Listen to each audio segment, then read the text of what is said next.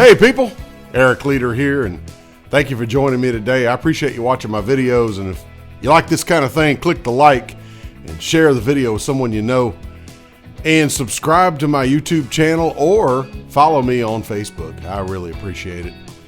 Let's make it happen. It's story time. Story time with E and CV. Yes. Yeah. That doesn't work at all. All right, hey, listen. I have a story for you today. 2012. Picture this. Leanne's getting her MBA from Florida Southern College. Part of her studies says that she's going to take a international trip for 15 days. She picked Europe. And, you know, I was feeling like chopped liver because they didn't let me go. Just the students went. So I'm like, hey, what am I going to do for 15 days? Hang out here and stew? I don't think so. I said, hey, would you mind if I took a little trip? So some years earlier, we had been to Southern California, the Los Angeles area. She told me at the time, hey, I'm not interested in coming back here. I really don't like this place. I don't know what the problem was. You know, she likes the green. She don't like the desert. That could be it. I don't know. Maybe it was just a big city. Whatever the case may be, I said, hey, since you don't ever want to go back to Los Angeles, what if I take a little trip out there on my own and just have a little look-see? She's like, that sounds like a good idea. I boarded a plane, landed in San Diego, California, got me a hotel in Carlsbad, and I spent a week in Southern California, mainly in the Los Angeles area.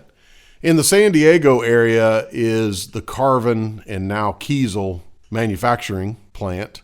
And they have a company store there as well where their guitars are showcased and amps and stuff. And hey, I stopped in there. You know, I'm all about cars and guitars.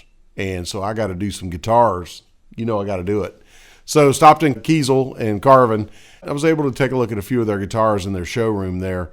And then I made my way up to California every day. You know, I left the hotel at sun up, probably before the sun came up, headed north to Los Angeles area, and I would get back every day after the sun went down. I mean, I packed every day for 7 days in California full of stuff to do. You know, so I'm not one to sit around. I'm one just to keep things moving all the time. You know, that's just kind of what I do. And so, man, I went up to the Warner Brothers studio in Burbank, California. Back then they had a studio tour, and in that backlot tour, they had a really cool car museum. Hey, guitars and cars, that's what I told you. And they even had the L train set up. They had an elevated railway set up that showed the L train in Chicago. One of my favorite movies of all times has the L train in it, The Blues Brothers. Yeah. Yeah. You know, Elwood sitting up there in his apartment and the train's just running by constantly, shaking the whole place, noisy. That's classic. And guess what I did? I went down to Hollywood. Yeah, sure did.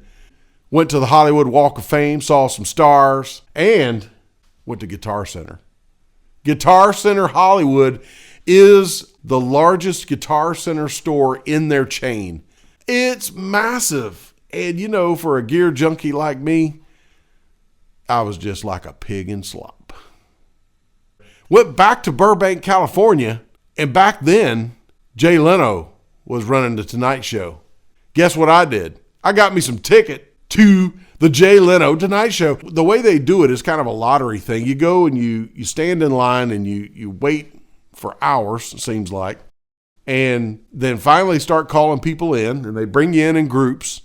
And I was the very last person to enter the theater. I got in by the skin of my teeth, man. The hair of my chinny chin chin. That's how I got in. So what an incredible experience it was to see a TV show being taped.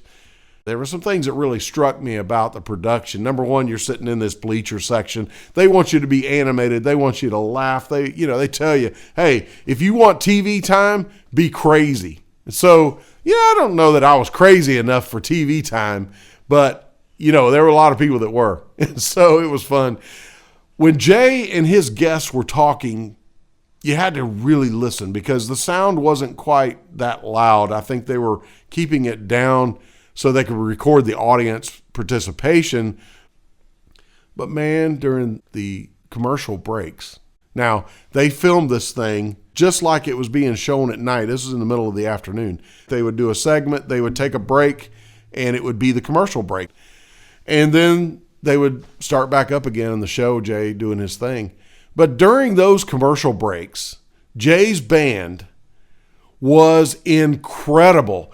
I was blown away by, not only just the band and what they did. They rocked like crazy during those commercial breaks. But what really surprised me is we were in a television studio with live microphones going on, and that band was incredibly loud. I guarantee you they were running 120 decibels in that place. And it really surprised me. I'd never been in a television studio like that before with a live band. I had a great time watching that band play and, watching Jay, and, it was a great show. Hey, people, I'm here to tell you that God works things out for you.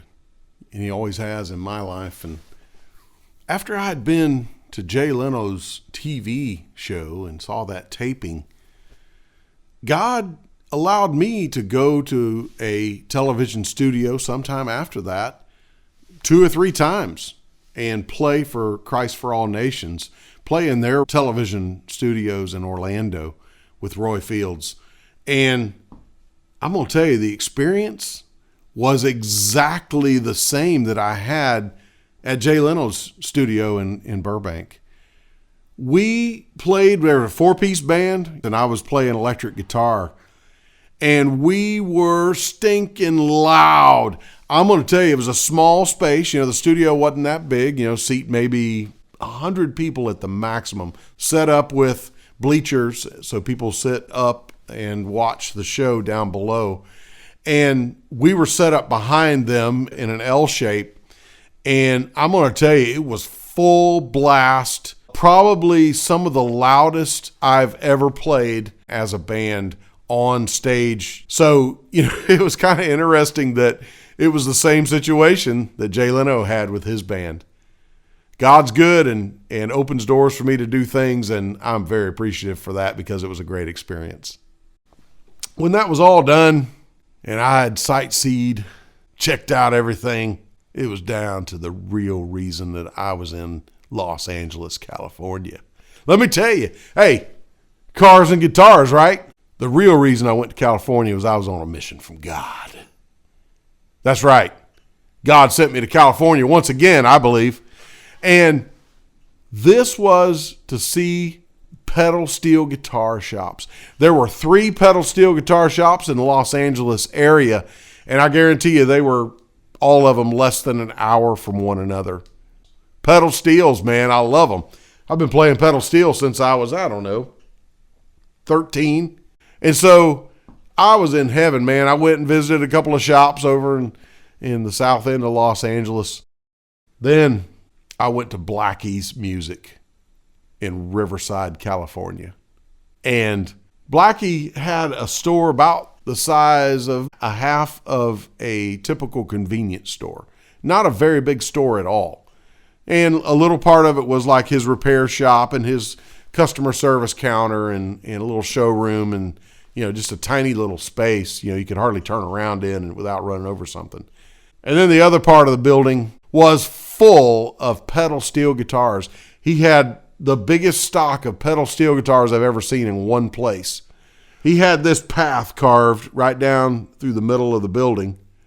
That's where you walked. You just walked and looked both ways at pedal steels for days.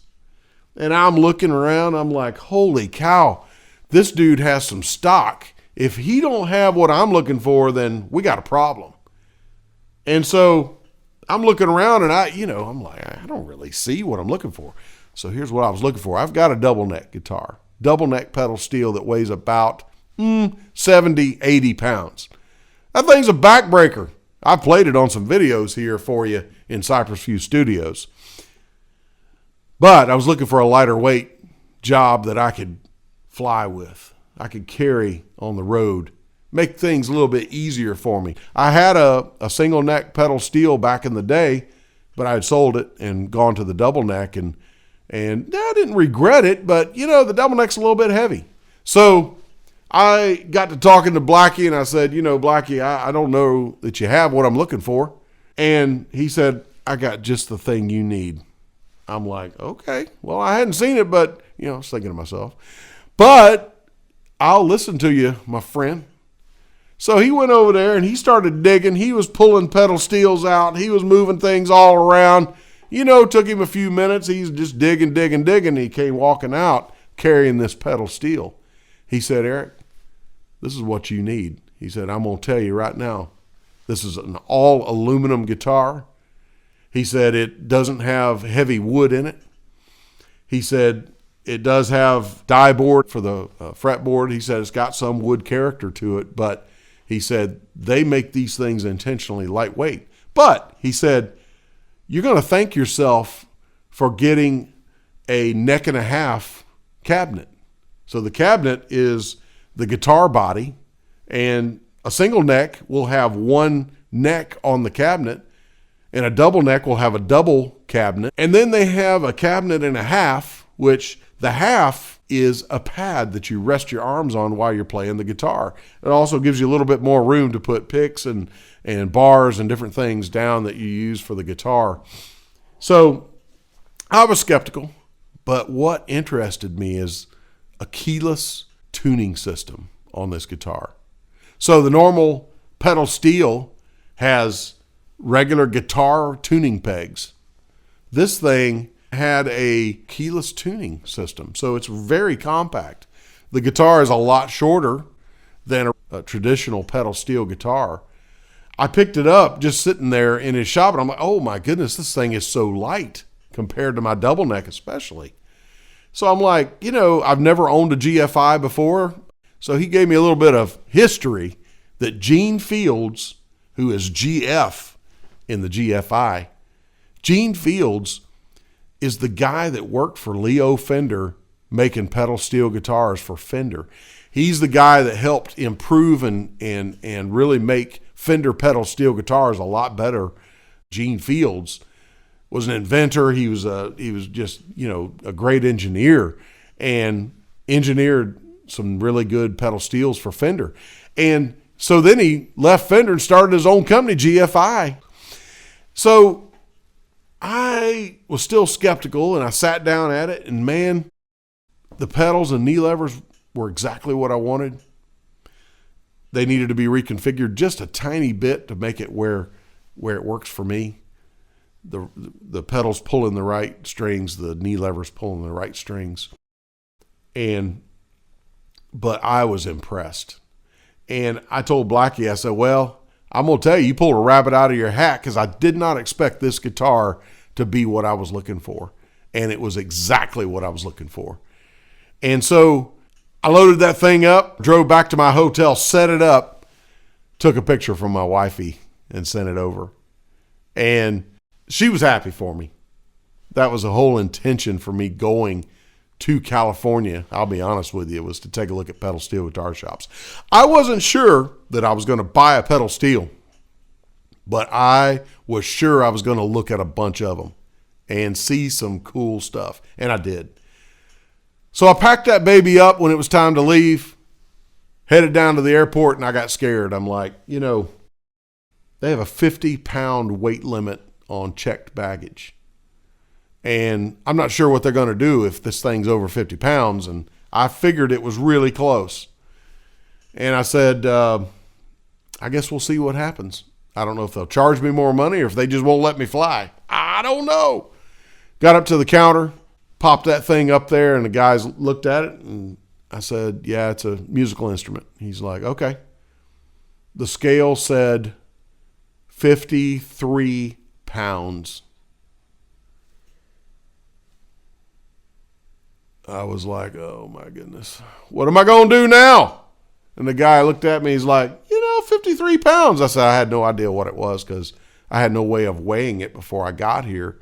I'd looked at the specs online and, they told me it was going to be close to 50 pounds for the guitar and the case, everything together. He's like, well, he said, I ain't worried about 3 pounds. We're good. He took that thing, checked it in. They put it in the baggage, and I flew back to Florida. It was a great experience going to Southern California that week. And I came home with a guitar. I flew that baby home with me. Didn't have it shipped back. I told Blackie, I don't want that thing shipped back. I'm carrying that thing back with me. Because that's the whole point of finding a new guitar, is finding one that I can travel with. One that I can carry to the airport, check it in the baggage, put it in the airplane, and I fly it down, and I pick it up when I get there, and everything's cool. That's what I'm talking about. And that's what happened on my trip from California.